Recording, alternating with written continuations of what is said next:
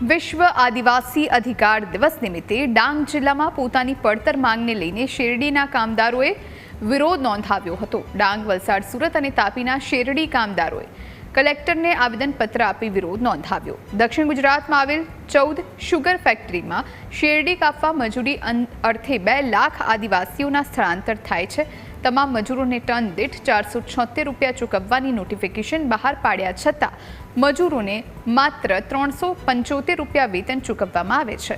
One અધિકાર કાયદો 2006 હેઠળના કામદારો તથા આદિવાસી સમાજના વ્યક્તિગત હક દાવાઓના પડતર પ્રશ્નો અંગે રજૂઆતો કરવામાં આવે છે, પણ આજ દિવસ સુધી મજૂરોની માંગ સ્વીકારવામાં નથી આવી।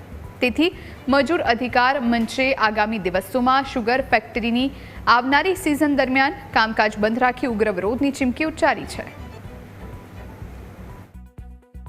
શેરડી કામદારોની જે લઘુત્તમ વેતન ગુજરાત સરકારે 27 માર્ચ 2023ના રોજ નોટિફિકેશન બહાર પાડીને 476 રૂપિયા નક્કી કરેલ છે, પણ આજ દિન સુધી આ કામદારોને એમનું પૂરેપૂરું લઘુત્તમ વેતનનું વળતર મળતું નથી અને ફક્ત 375 રૂપિયા આપીને એમને છૂટા કરી દેવામાં આવે છે અને એમની મજૂરીમાંથી જ મુકાદમને 80 રૂપિયા કમિશન અલગથી ચૂકવીને એ લોકો સરકારના કાયદાનું ખરેખર ઉલ્લંઘન કરી રહ્યા છે।